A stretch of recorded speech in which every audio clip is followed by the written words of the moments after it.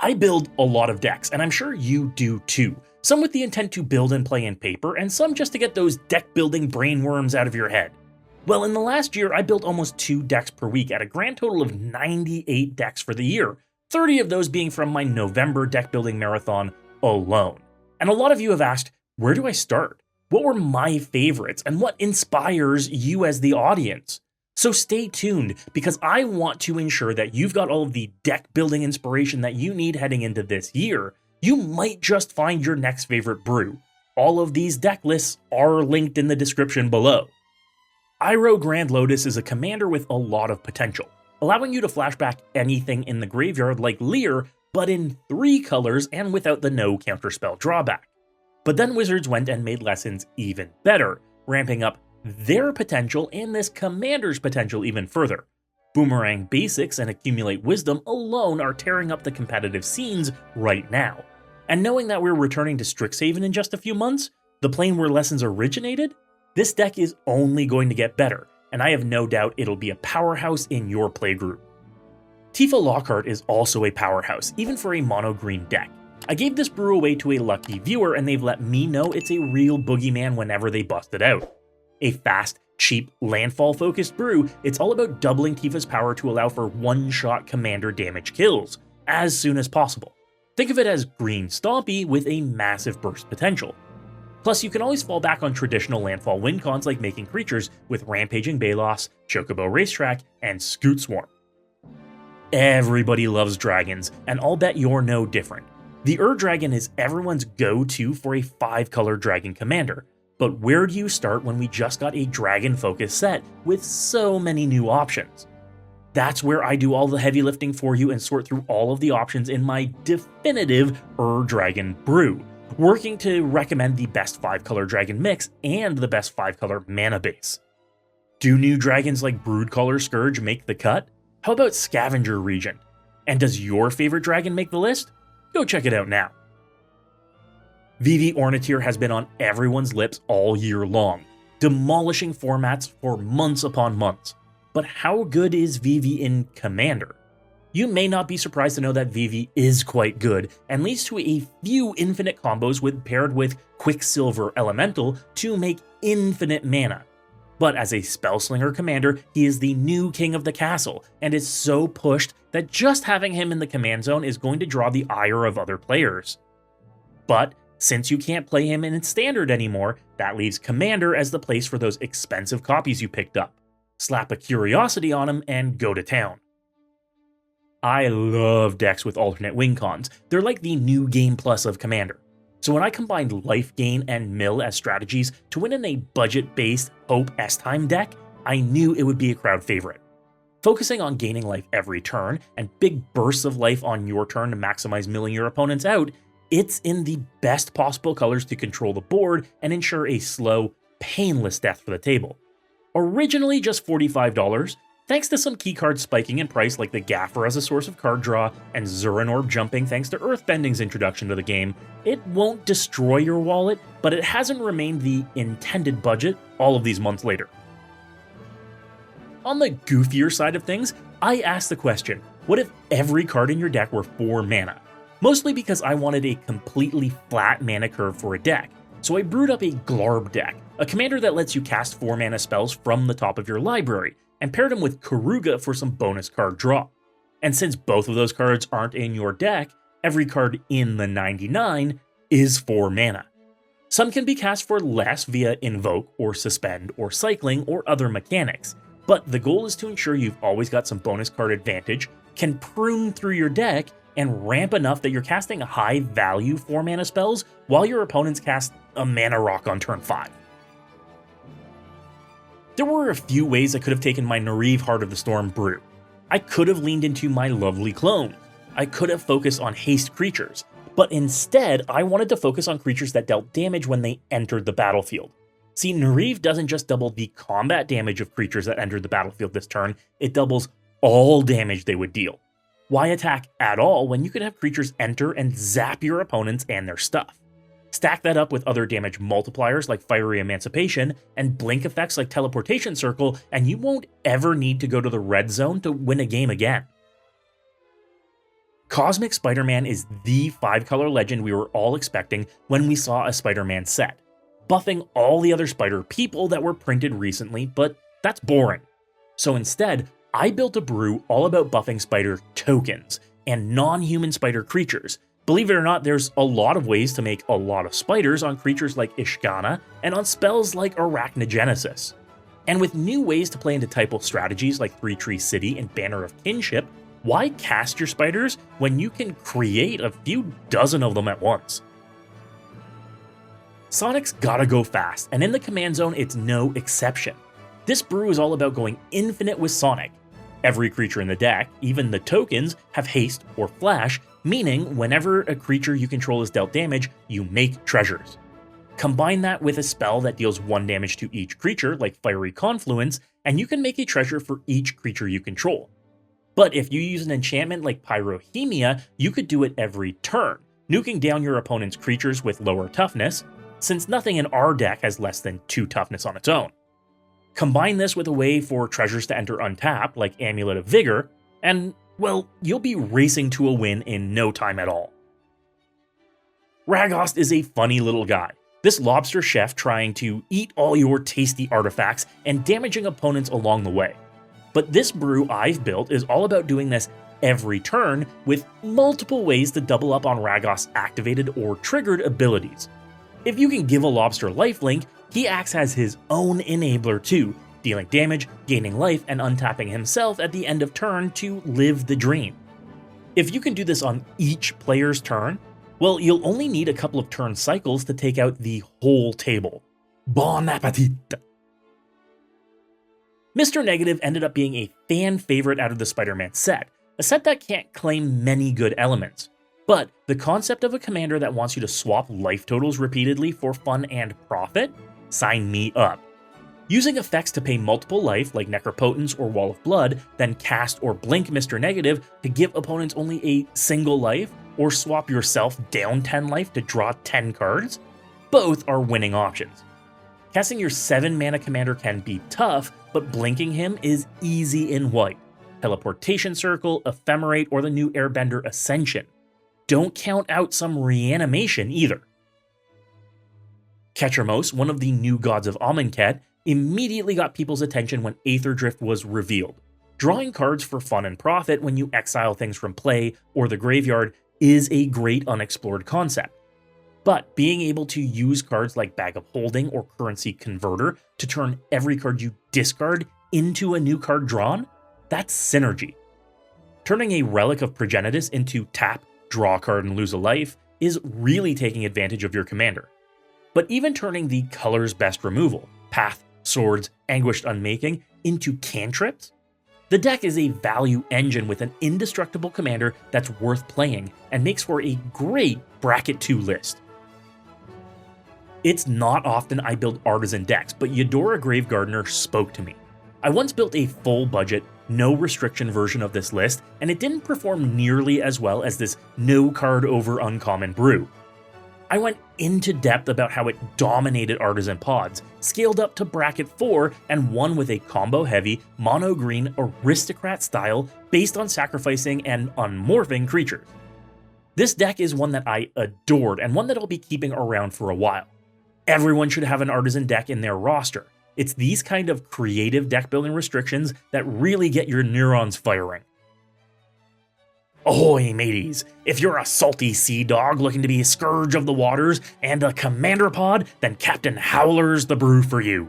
This $45 deck is perfect if you enjoy messing with combat math at the table, or to play political games, or just want to burst down an opponent out of nowhere.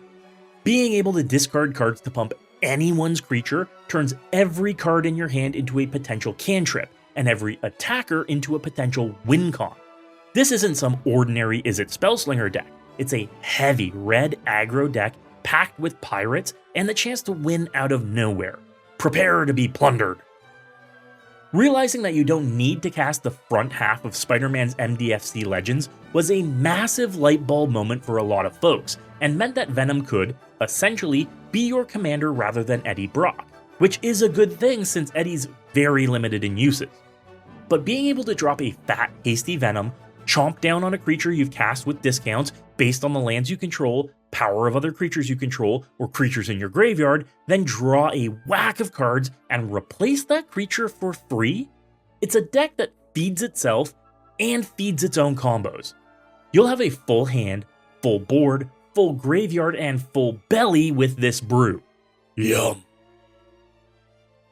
Some classic archetypes can be very expensive to build, but I love defying those expectations. I did just that with this $25 landfall deck starring Tanuk Memorial Ensign.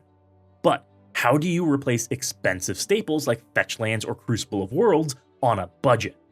Surprisingly, there are many ways, with pseudo fetches and landfall effects that were abundant in the excellent Edge of Eternity set, along with landers, one of my favorite new mechanics of the year. But your win cons in this archetype are all dirt cheap. Rampaging Baloths, Sabotender, and your commander himself. So take a look at this list if you want a starting point without breaking the bank. I love clones, they're one of my deck building weaknesses. But every once in a while, a commander like Kefka Court Mage comes along and just screams to make as many copies as possible. That back-breaking ETB and attack trigger means that, well sure, you could flip him, you never really need to. Instead, just strip your opponent's hands away while drawing more and more cards, fueling your ability to make temporary clones of him, like with a Blade of Selves, permanent clones of him, like with a Chameleon Master of Disguise, or just blink him each turn with a Thassa Deep Dwelling. This is a brew that will drive your opponents mad and have you laughing as you let the clowns march in. Every once in a while, a commander with a really interesting premise is released, and I saw Servondum as a huge opportunity. Blink, reanimation, fun ways to boost power. Also, you could point board control wherever you wanted. Sign me up. And in this $45 budget brew, I look to jump through all the hoops. Ronin War Club, Dancer's Chakram, Hero's Blade, all ways to ensure that you hit that coveted 4 power automatically. Along with anthems galore like Flowering of the White Tree, which saw a spike in price thanks to this list. But if you want board control on a budget, it doesn't get any better than a black and white budget brew. Firelord Azula has to be, hands down, one of the most popular commanders of the year. In just a matter of weeks, she's moved up the ranks of the most built decks ever, and I definitely added to that with this brew. Making sure y'all know that flash enablers are traps in building this deck. Imagine adding extra steps to your deck working when you have straight lines. Even the guys at EDHREC agreed with me on this one. Instead, ensure that everything in your deck is an instant or has flash already, and your deck just always works. But make sure you've got ways to protect Azula. She is a removal magnet. I had no idea when I built a fun deck around Grand crewing vehicles that she'd become a terror in Standard, leading to lesson-based decks dominating the format. But here we are. I wanted to have Grand drive cars and trains and helicopters, letting you get her tap ability and mowing down opponents along the way while filling your yard with lessons for some big benefits. This brew is a laugh and clocks in at just $20, perfect for fans of ultra-budget brews and old ladies running down their opponents in cars. Beep beep. Believe it or not, all the way back in January, we finally got a good and available reprint of Edgar Markov in Innistrad Remastered, which led folks to bang down my door asking for my take on a vampire deck. There are enough vampires and enough options to end up with 200 plus cards in the first draft of any Edgar Markov list. But how do we narrow it down? Well, we streamline. If it's not a vampire and it doesn't care about vampires, cut it. This list is my definitive take on Edgar Markov, and a great starting point if you're looking to build one of the most popular commanders ever printed. Drop your list and share your hot take on it too. Spider-Man wasn't a well-received set, but Norman Osborn / Green Goblin made some waves, giving everything you discard mayhem, a new take on the madness mechanic with some additional synergies like being able to cast these cards out of the graveyard. So, what better to do than to take advantage of that? Casting cards from the yard with synergies for casting cards from anywhere other than your hand, and ways to discount spells even further for some cheap value and some broken combos. With a potentially high-powered or CEDH take on this brew, my $45 list is a great starting point to upgrade to the maddening heights of the format's peak power. It's not often that a pre-con commander comes along that makes me want to build a whole new deck around them, but Taval showed me otherwise. The community immediately recognized the combo potential in this Sultai Leaves the Graveyard Matters commander. I took that concept and ratcheted up the power, creating a bracket 4 deck aimed at making multiple combo lines with my favorites featuring Hedge Shredder or Titan's Nest. But don't take my word for it. Check out the full primer video on the deck and the many layers of combos for infinite or non-infinite win conditions from this surprisingly strong legendary dragon. Say what you want about Secret Lair exclusive cards, but the Jaws legend is badass. It's a ball lightning style haste trampler from the command zone that makes multiple blood tokens when it connects. And what better way to ratchet up that power than with a Voltron strategy, using Doc Ock's Tentacles or Hero's Blade to make Bruce's power even higher and then slam into opponents out of nowhere. I hum the Jaws theme to myself every time I play this list because I can smell the blood in the water. Your opponents will need a bigger boat. Warp was one of the best new mechanics of the year, and Tanuki Steadfast Second giving everything warp is just insanely exploitable. So we built a deck doing just that, sneaking in big nasty baddies with Enter's effects, capitalizing on effects that care about the mana value of spells you're casting, and dealing more damage based on the power of what you're sneaking in. But how do we make up for that intense mana cost? How do we protect our incredibly valuable commander? All important factors to work around for any deck. Fortunately, there's more than one way to sneak an attack, and they're all in this brew that moves at light speeds.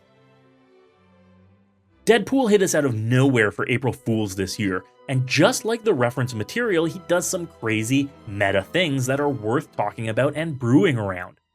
Making as many Deadpools as possible, stealing the text box from all of your opponent's stuff, is exactly up my alley, and I couldn't pass up a chance to clone, scam, or reanimate Deadpool over and over and over again for those big benefits. He's obnoxious and a rules nightmare, but I can't think of any better representation for the character than this super annoying brew. I adore when older legends get a new lease on life when new mechanics are introduced, and Baba Lysaga certainly got some new tricks with Earthbending's introduction to the format. Being able to have multiple ways of turning lands into creatures helps her satisfy the 3 types clause on just a single creature, thanks to enchantment lands and artifact lands being turned into creatures with Earthbending, and then returning to the battlefield when sacrificed. It's definitely worth revisiting some past favorites, and Baba Lysaga here has had her stock go up since she became an Earthbender. Decks with a color identity doing colorless things is something that tickles my deck building brain just right, and Aloy's Secret Lair printing does just that, synergizing with artifacts, rightly so, and encouraging you to make an artifact-heavy brew is neat. But naturally, I don't do half measures, and every permanent card in the 99 of this list is an artifact, so you can always discover. And free spells are never broken, right? Look out for hot tech like Desynchronization and Adaptive Omni Tool for this brew. Making a lot of effects more reliable and one-sided is a trip to Value Town every time. What happens when an immovable object meets an unstoppable force? Well, the same kind of thing happens when can and can't collide in Magic. This Kratos deck looks to prove that all creatures being able to attack right away is more of a curse than a blessing. This mono-red lock deck uses Ensnaring Bridge or Silent Arbiter to ensure nobody can attack at all and take some real damage from it. So we can suit up Kratos with lifelink and ensure that that damage is entirely one-sided. Your opponent's life will go down, down, down, while yours keeps climbing. We gave away a few decks on the channel this year, including one of my favorite build your own precons, Codus the Fangkeeper, proving that Mutate is not only confusing, but broken in the right hands. Being able to mutate onto your indestructible commander gets really good when power matters, making him evasive as well, and getting free spells out of the deal too. And you know what I say about free spells. Just don't play this one over webcam. It becomes a nightmare to play your opponent's cards when you're not in person. These are just some of my favorite brews from the last year. You've shown me with your views, likes, subs, and comments which one have been your favorites. But what did you brew? What new legends got your gears turning? And what are you looking forward to from this year? Lorwyn, Ninja Turtles, Strixhaven? Be sure to let me know because there's plenty more brews to do. And don't leave without checking out my sponsors like Card Conduit. They are hands down the easiest way to sell your individual Magic cards without the hassle of traditional buy listing. They'll get you top dollar while handling all of the heavy lifting, from sorting to grading to optimizing your price across a huge network of vendors. And they'll give you cold hard cash for it. You can use the promo code MECHANIC right now for 10% off of all fees. And if you want to pick up the cards for this list, make sure to go check out Card Trader. Use my promo code MECHANIC right now for 5% off your order from any TCG. Card Trader's zero system means you can get cards from all over the world with only one shipping fee. Save money and time today. Lastly, you can check out all of my decks on MOXFIELD. MOXFIELD is the best deck building platform in the world and makes it easy to build decks and search for specific cards with their powerful tools. Have you checked out their drag and drop feature yet? It's revolutionary. Be sure to check out my brews and follow my profile there right now. If you were inspired to brew today, you have to hit that subscribe button. Check out this other deck on my channel right now for more sweet tech. And as always folks, good luck and have fun.